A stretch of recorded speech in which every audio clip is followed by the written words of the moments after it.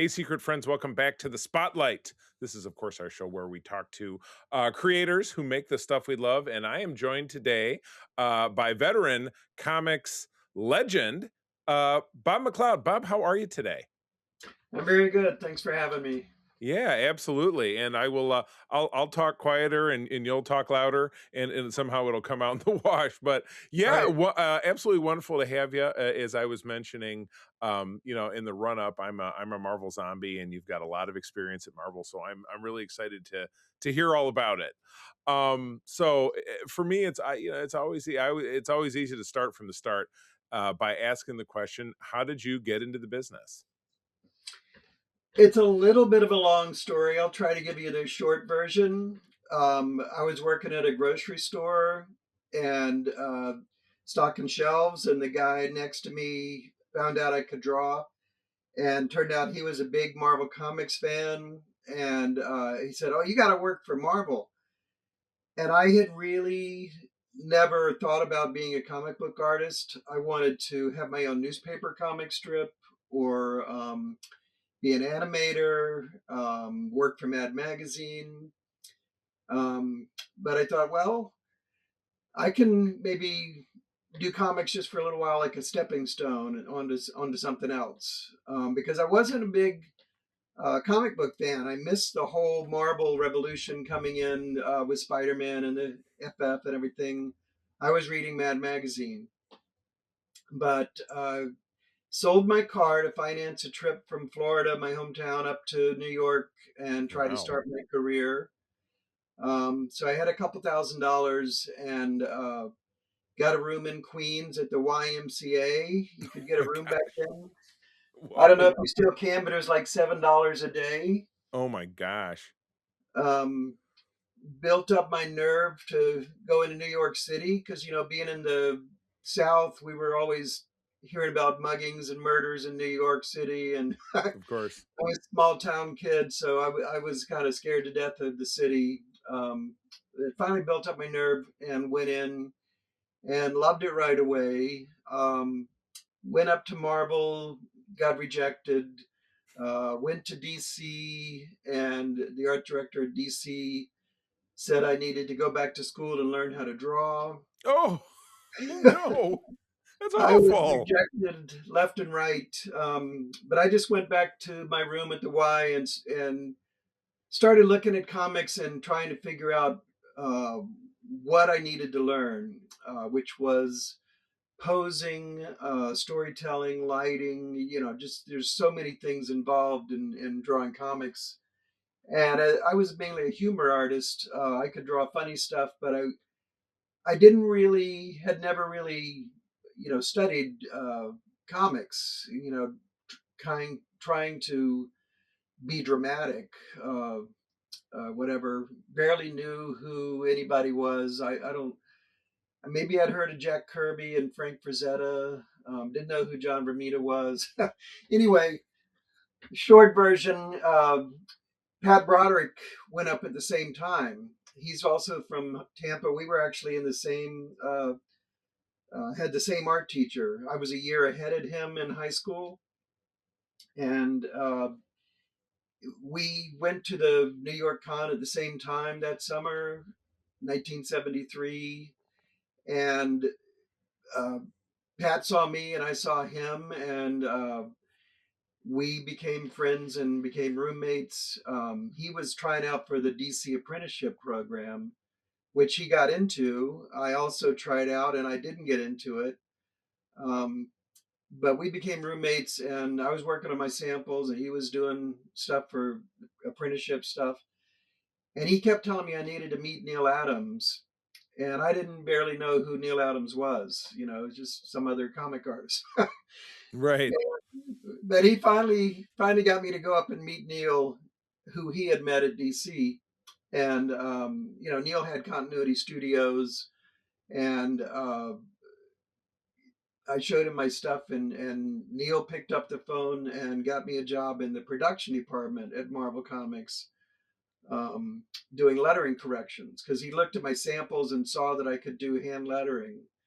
And he talked to John Reporton, the production manager there, and he said, "I got a guy here. Some art potential, but a lot of potential as a letterer. Gotta So start somewhere, right? yeah, I thought that was a Friday. I started on Monday at Marvel just on Neil's recommendation. Um, and it turned out to be a great way to start my career because I was right there in the Marvel office. John Romita was 10 feet away from me. Um, I could meet all the editors and show them my samples. I could study all the artwork by the best artists in the business coming across my desk for lettering corrections. So it was a great learning experience for me. And about, I don't know how many months later, 6 or 8 months later, I started getting some freelance work. Yeah. Wow.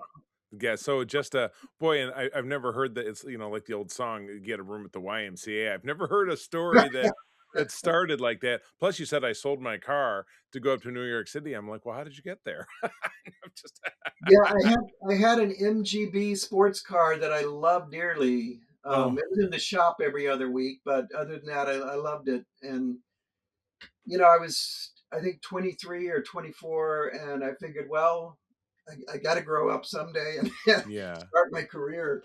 right. So I That's took the awesome. plunge. So we jump forward a few years, and you are instrumental in working with Chris Claremont, who we had him on the show last year. He kept us on the show for almost 2 hours, and usually I do these in 30 minutes. But hey, he had a lot to say.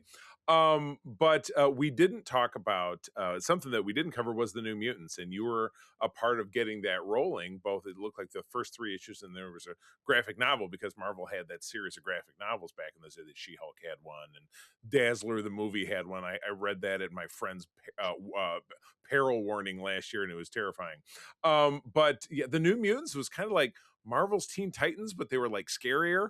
I thought because I'm not a big X-Men guy. I was always Cap, Spider-Man, primarily Avengers, Fantastic Four, but I didn't really dabble with Claremont's X-Men until years and years later. But tell me about how that all came to pass. How did you get involved, and tell me about the New Mutants. Well, after being an inker for about 5 years, my inking career really took off.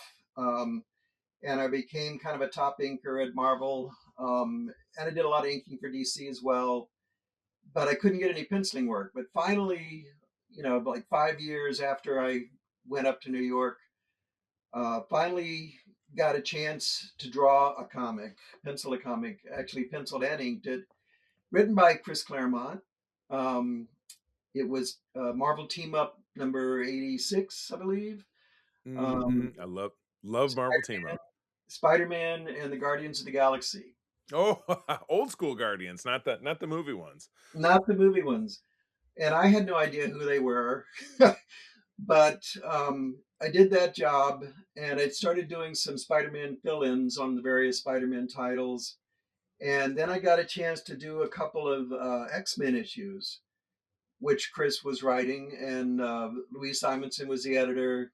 And they liked what I did on those couple X-Men issues, and actually offered me the X-Men to be regular penciler on the X-Men. I think the regular Wow. penciler had just left, might have been uh, was that Cockrum or Paul Smith? I forget who was on before him. Cockrum for sure Okay. was right around that time. Not sure about Paul Smith, but yeah. But again, I'm not the aficionado with the X-Men stuff. But yeah, I recognize that Cockrum was on So there. that was 1981, I think. Uh, and then they just said, well, we're also thinking about starting up a new spin-off of the X-Men with younger kids. We want them to be adolescents, and we don't have a name for that series yet. But we like what you're doing, and you could be co-creator on that new series. And I really wanted to draw the X-Men. Right. This new book, might have been canceled after 6 issues. I didn't know, you know, where that was going to go. And X-Men was a really popular book. It would have made good royalties, and would have been fun to draw. But then I figured, well, probably not going to get an offer like this again. so Yeah, yeah. I It's a started tough choice, I'm sure. So I decided to go with the new title, which we ended up calling the New Mutants. And Chris and I got together. talked a lot on the phone because um, at that time, uh, I was going back and forth between Tampa and New York, I think. Um, but anyway, I didn't see Chris that much in person. Mostly it was over the phone. We talked about, would they have team uniforms or individual costumes, or how many people would actually be on the team. And the way Chris and I don't remember this exactly the same, I don't think, but the way I remember it was I said, well, why don't we have more females than males on the team? Because every other team just has like a token female, and you like writing female characters, and I like drawing females. And Chris thought, great idea, so we went with that because he had a couple other characters that we didn't use, I think. He was still coming up with names and powers, and I was uh, trying to come up with how would they look, how would their powers manifest. So we initially thought like Sunspot might be a big Hulk-looking guy when he used Right. Oh, okay. powers, and then we thought, well, we already got the Hulk. Let's just keep him little.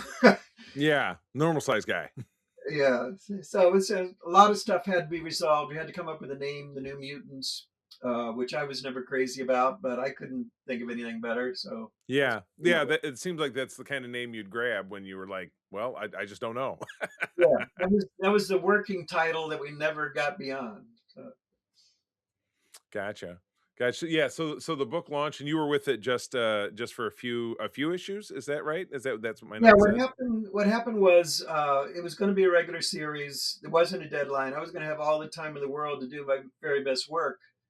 And at the same time, they had started up the graphic novel line, and they were looking for a project to make the fourth graphic novel. And they said, "Hey, we got this new title, The New Mutants. Let's make that graphic novel number 4."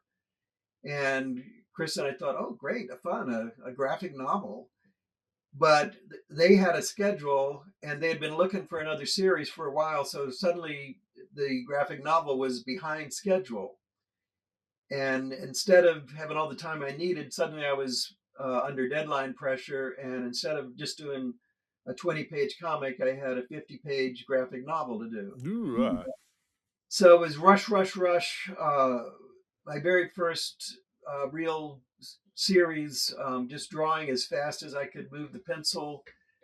And I only been penciling at that point 3 years. So I was still working out how I like to do storytelling, how I like to pose my figures. I could do everything, but I was still refining it all. And I didn't have any time to think. I just had to get a page done every day. And then when they were going to give the inking to somebody else, and I said, "Oh, please! I mean, it's a graphic novel, my first series. You got to let me ink it." And up to then, I had mainly been an inker, so the inking was really important to me. Um, yeah. and they said, "Well, you got to hurry. If you can meet the deadline, we'll let you do it, but it's going to be tight." And right around that same time, of course, I was getting married, No, and so no. I had to actually ink some pages on my honeymoon. Oh no. Got to do what you got to do. Yeah, but it was okay. I've been married now for what 43 years or so. Yeah. So everything worked That's out. that's awesome. I love it. I love it. So still on Marvel. Um, I had JM on pod last year, and of course, Craven's Last Hunt comes up because I became a Spider-Man reader in about 1986. I was 10. I'm about to turn 50, and actually next week. And so that came out, I think, in the summer of '87, and it was really my first like event-sized Spider-Man story, and you were a part of it. Tell me about, I've heard JM's take, like, I know I'm bouncing you off another one like I did with Claremont, but tell me about, your experience in that story. Like, what was working that out like? Mike Zack and I got started around the same time at Marvel. I think both of us started around 74. And I had inked a lot of covers and fill ins over him. he liked my inking and I liked his penciling. He was a fun guy to ink over. And he offered me that series, which was for the first time going to be run through all three Spider-Man titles. Right. Um, and it sounded really exciting. So I said, well, yeah, sure, I'd like to do that. And he started out doing, for him, very tight pencils. Like I said, I had inked him several times before, and he always left plenty of room for the inker to contribute uh, something. And these, he had me first ink all six covers before anything else. Oh wow. Um, and they were penciled so tight. I made some adjustments to them because I always kind of had a more realistic anatomy style than Mike did. So I would adjust his anatomy a little bit here and there, like make Craven's nose smaller or something. I don't know, funny stuff. Yeah. But anyway, those were so tight, I hardly made any changes. And then the issues started coming, and he was on a deadline, and he saw what I was doing on the first three issues or so and was happy with it. And he said, hey, if I switch to breakdowns, can you just kind of keep up the same look? And I said, yeah, sure. Which was basically a lot of rain. Yeah. so, Yeah. so It it was a was very wet fine. story. I always preferred inking breakdowns actually, because then I could contribute more. Um, so first three issues, pretty tight pencils. The last three issues were breakdowns. And it was a great experience. I had not ever read anything by DeMatteis before that I can remember. Hadn't read a lot by him since. I don't know what else he's done, but that was a great storyline, wasn't it? He Um, just did a 5-part miniseries that picks up the 90s animated Spider-Man show. Like it was like a sequel to it, which I yeah, just finished reading. It was a pretty cool story. right. And so yeah, but yeah, you're right. That was his big explosion with that. I mean, that was the first thing that I ever saw, and certainly the most memorable. But yeah, he continued to work, and he's I believe he's writing a novel or some such. I mean, I'm not here to promote him, but I'm just trying to Yeah. remember what I've seen because I follow him on socials. But No, he's a yeah, very he's good still out there writer. doing his thing. Yeah, very good writer. Yeah. So DC Comics. You had a run on Superman in the 90s, had some high profile moments as I read. Um, and it's funny because I talked to a lot of people who are, kind of in your boat, and I said, "Oh, what's it like between Marvel and DC?" And they're like, "It's really not much like nothing at all. It's a job. You go and you do this and that, and a lot of things are really the same." But talk to me about that period and like a real like story highlight or a moment that really has stuck with you. It was another really good experience. I was over at Marvel inking Dale Keown on the Hulk, having a great time. Dale was Good a lot of stuff. fun to ink over. And I came up to the office to turn in some pages, and Jerry Ordway came up to me and he said, I always liked your pencils. Why aren't you doing more penciling? And I said, oh, I don't know. I just kind of go with the flow and having a good time inking Dale here. I like to ink my own pencils and just not fast enough to do that on the monthly book. He said, well, we've got an opening for a penciler on Superman. Would you be interested? And Superman, I said before, I wasn't a big comic book fan growing up, but Superman was the series that I read in comics. Um, Right. and I read all of them, the Superman family with Krypto, the Superdog, and Superman's girlfriend, Lois Lane, all that stuff. Right. So, yeah, I said, sure, yeah, I'd like to give that a shot. So I went over and met Mike Carlin, the editor at that time, um, and he gave me a job to ink first over Kerry Gamble, and they liked what I did on that. And then they said, okay, let's do some penciling. And I started penciling. And the difference with the Superman books at that time, we would all the writers, all the artists, all the inkers, all the letterer, colorists, everybody would get in a room together and kind of plan out what was going to happen with Superman over the next year. Right. So I had never had that experience before at Marvel on any book, and I thought it was really fascinating that everybody be tossing out ideas and planning ahead so professionally. Yeah.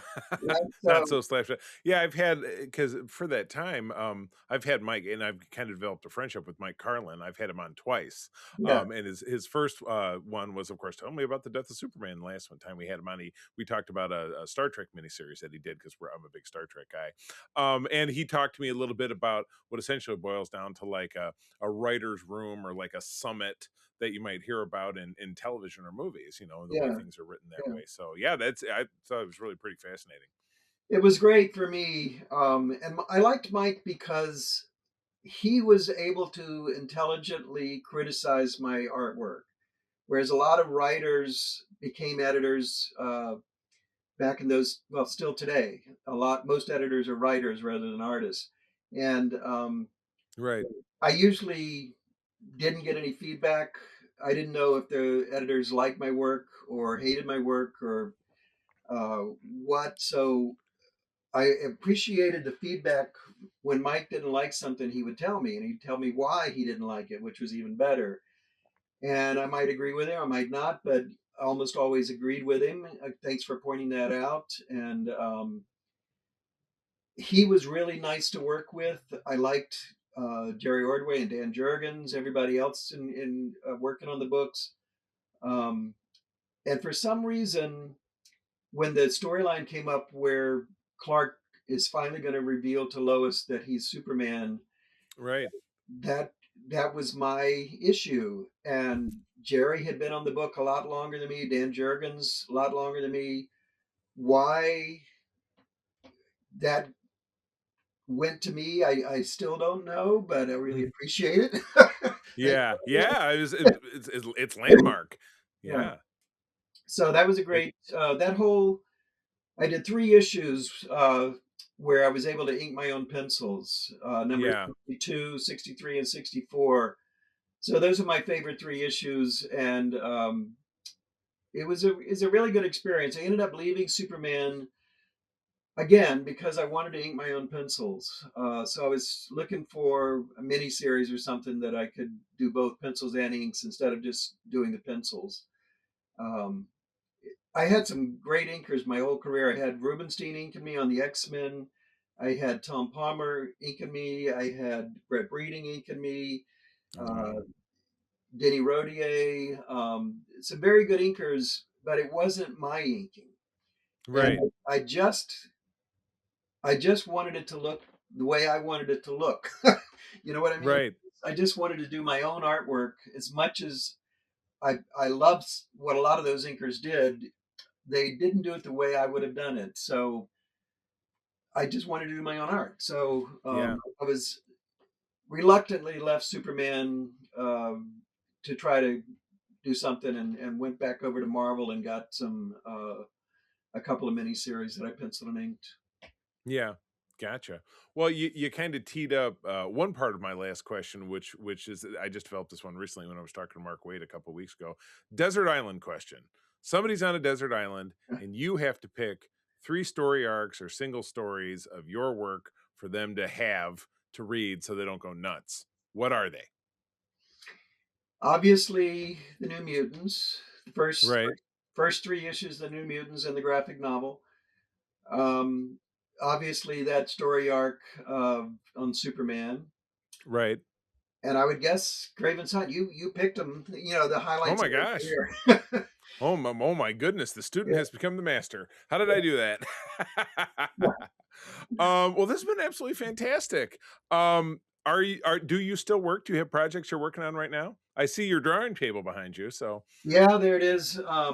I've actually been working on some illustrations for my son. He's a curator at the Moravian Historical Society in Nazareth, Pennsylvania. oh, And okay. he asked me if I would do some drawings for this next exhibit he's working on. Um, 3 scenes of the Moravians back in the 1700s. Oh, wow. Um, I said, sure. but Yeah, right. I not still I don't have any idea realizing, what that is. yeah, not realizing how much reference I was going to need for clothing and what all was going to Right. be involved. So it was a lot of work, Yeah. and I'm getting paid for it, but not anywhere near what I would have charged if I'd known what I was getting into. But I was basically just doing it as a favor to my son. Right. Anyway, but I just finished that, and I'm not really looking for work in comics anymore. Um, I consider myself retired, even though I still do conventions and Okay. occasional commissions for fans. But right lately, I've been working on just doing some painting because my Oh, whole career great. I was working in black and white, and I like color. I colored one job in my whole career at Marvel. So I wanted to, and I'm not a trained painter. I never studied painting, never had any classes in painting, but I understand color and I know enough about illustration that I can stumble my way through a painting. So Right. I've been doing some landscapes just for my own enjoyment and something to hang on the living room wall. Yeah. So That's that's what I'm fantastic. doing now is mainly just painting and conventions. I love it. Do you have a website, something like that, where people can see where you're coming up, or do you just kind of appear? I do, but my website's down right now. I'm switching over Okay. from a guy that was running my website, and I'm going to redo it either myself or have a friend do it for me. So it's down right now, but I have a Patreon page where Okay. I post every day artwork Okay. from my career. Luckily, I made Xerox copies of everything I worked on pretty much my whole career. So I show pencils and inks, my work every day on my Patreon page, and then I'm on Excellent. Facebook uh, pretty often. Okay. Show some I'd like to throw that in the show notes so that people can find you. yeah. So I will when I get ready to drop this, I'm sure they will be easy to find. I'll look both of those up. But yeah, that's it. But thank you so much for joining me. This has been fantastic. Patreons, thanks for tuning in. If you're listening on our Patreon feed, if you're listening on watching us on YouTube, or if you're listening to us on our free feed, our Patreon is the home of all those, and you do get them a week earlier. So don't forget, if you're listening there, patreon.com/Secret Friends Unite, where you can listen to us talk to wonderful people like Bob McLeod. Bob, thank you so much for your time tonight. All right, you're welcome. Nice talking to you. All right. This podcast is part of the Secret Friends Unite podcasting network, available on Apple Podcasts, Spotify, and podcast services around the galaxy, as well as video on our YouTube channel. You can support Secret Friends Unite by becoming a Patreon member, get bonus programs and more over at patreon.com/secretfriendsunite. Join our Discord community for even more discussions on all things geek. For all the latest updates on Secret Friends Unite, make sure to follow us on Threads at secret.friends.unite and visit secretfriendsunite.com. Find our merchandise at TeePublic and Redbubble. Thanks for listening, and may the Force live long and prosper.